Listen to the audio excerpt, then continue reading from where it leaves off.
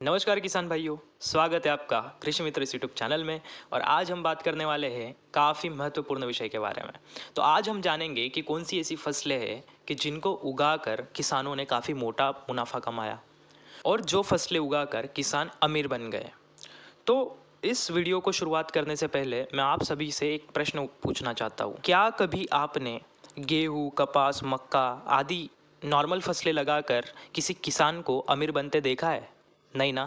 अवश्य आपने नहीं देखा होगा। तो चलो आज जानते हैं कि कौन सी ऐसी फसलें हैं जिनको उगाकर किसान अमीर बने। तो देखो, किसी भी धंधे की अगर हम बात करें तो पैसे दो ही रास्तों से आते हैं।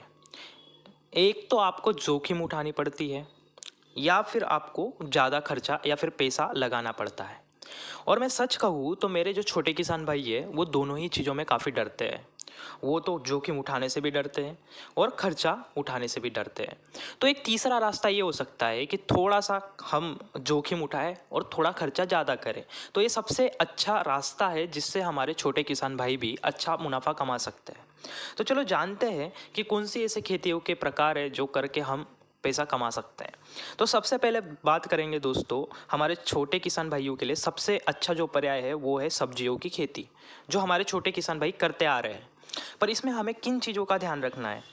तो देखिए, टमाटर, धनिया, लहसुन, प्याज, गोभी, बैंगन और मिर्ची कुछ ऐसी फसलें हैं जिनसे काफ़ी अच्छे दाम रहते हैं। पर इनके दाम कुछ ही वर्ष के कुछ ही वक्त काफ़ी ऊपर होते हैं। और बाकी टाइम जब इसका मेन सीजन होता है या फिर जब सारे किसान इन फसलों को लगाते हैं, तब ये जब निकलते हैं तब इनके दाम काफ़ी बुरे होते हैं। ये सबको हमें सबको पता है। तो तो सब्जियों की खेती में आप सबसे बड़ा जोखिम ये उठाइए कि जब कोई नहीं लगाएगा, जब काफ़ी चांसेस कम होंगे कि सब्जी बचे, ऐसे वक्त में आप छोटी फसल लगाइए, जैसे कि धनिया हो गया। तो धनिया को आप अगर बारिश के मौसम में निकालो, चांसेस होंगे कि काफ़ी कम होंगे उगने के, बट दाम काफ़ी अच्छे मिलते हैं। जैसे एक किसान भाई की मैं कल ही स्टोरी देख रहा था। तो क्या हुआ कि उन्होंने 2 एकड़ भरी बारिश के मौसम में उन्होंने धनिया लगा दी और उनके धनिया को दाम मिला 150 रुपये प्रति किलो। अभी उन्होंने 2 एकड़ में लाखों कमाए। तो इसी तरीके से हम इन सारी फसलों का नियोजन कर सकते हैं और इसी के हिसाब से हम उठा सकते हैं। तो सब्जियों की खेती में अगर आपने जोखिम उठाया, जब कोई भी इन फसलों को नहीं लगाता तब आपने अगर लगाया और अगर आप आपकी फसल को बचाने में कामयाब हो गए, तो आपको अमीर बनने से कोई नहीं रोक सकता। और सब्जियों में आप क्या कर सकते हो कि मान लीजिए आपके आसपास अगर कोई बड़ी मार्केट है तो आप एक्सोटिक जो वेजिटेबल्स होते हैं, ब्रोकली हो गया, जुकनी हो गया, इनकी भी खेती कर सकते हो। इसमें भी काफ़ी अच्छे रिटर्न्स होते हैं।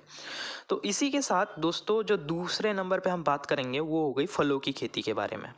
तो एक तो नॉर्मल फलों की खेती होती है जो बाग हम देखते आए या फिर जो किसान करते आए, जैसे कि आम, अमरूद, केला, पपीता, चीकू। ये जो है ये फसलें काफ़ी कम जोखिम वाली है और इनमें खर्चा भी सीमित लगता है।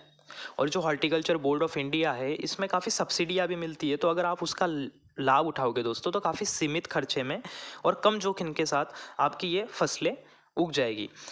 बस इसमें ये है कि शुरुआती जब तक आपका पौधा फल नहीं देने लग जाता तब तक आपको आमदनी का कोई दूसरा आपके पास ये होना चाहिए। तो ये फलों की खेती उन किसानों के लिए काफ़ी अच्छी है जिनके पास ज़्यादा ज़मीन है और उस ज़्यादा ज़मीन में से एक कुछ टुकड़ा किसान बागवानी कर ले।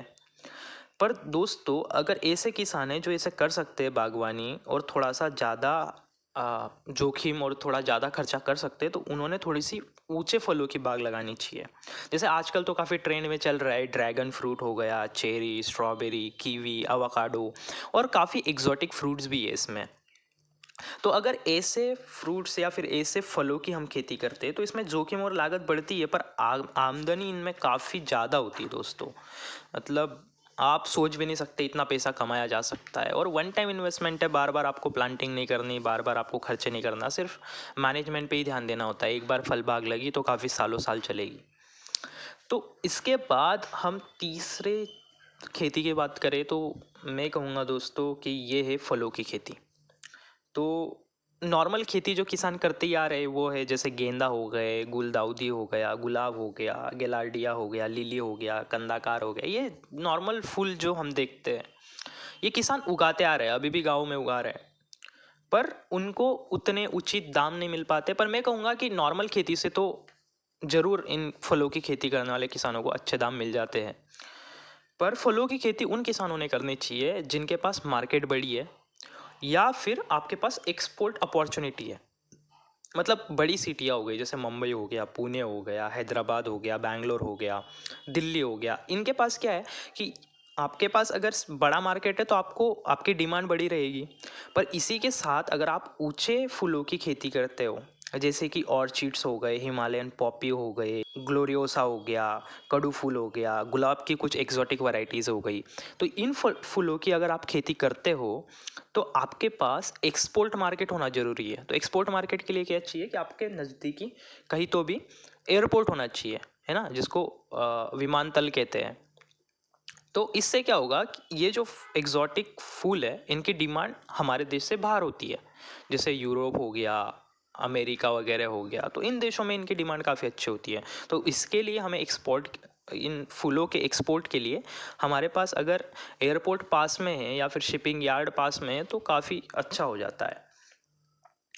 ऊंचे फूलों की या फिर हाई वैल्यू फूलों की खेती करते हो तो इनमें लागत और जोखिम तो होता ही है, पर साथ में आपको तकनीकी नॉलेज की भी काफ़ी आवश्यकता होती है। और साथ में ही आप किस जगहों पर इसकी खेती करते हो ये भी काफ़ी महत्वपूर्ण हो जाता है। तो दोस्तों यही थे मेरे पास जो 3 खेती के बड़े प्रकार जिनमें किसान आज भी काफ़ी अच्छे पैसे कमा रहे हैं। पर दोस्तों पैसे कमाने का, किसी भी व्यवसाय में पैसे कमाने का एक रहस्य होता है, और खेती के मामले में ये होता है कि आप या तो जोखिम उठाओ या फिर लागत ज़्यादा लगाओ या फिर मार्केट को समझो। और अगर आपसे तीनों नहीं हो रहे तो आप चौथा ये कर सकते हो कि आप रॉ मटेरियल मत बेचो। कि जैसे आप अगर मिर्ची निकाल कर मिर्ची बेचोगे मार्केट में तो हो सकता है कि आपको दाम ना मिले। पर अगर मिर्ची निकाल के आप मिर्ची का अचार या फिर मिर्च पाउडर बेच रहे हो मार्केट में तो उसके रेट ऊपर नीचे नहीं होते। तो फिनिश गुड आपको थोड़ी सी प्रोसेसिंग, नॉर्मल प्रोसेसिंग भी अगर करो आप तो आपको पैसे मिलना निश्चित है। तो ये वीडियो कैसा लगा, और कौन से रास्ते हो सकते हैं और कौन सी फसलें हो सकती है जिनसे हमारे किसान भाई ज़्यादा से ज़्यादा पैसे कमा सकते हैं, ये मुझे कमेंट में ज़रूर बताइए। तब तक मिलते हैं अगले वीडियो में। धन्यवाद। जय जवान जय किसान।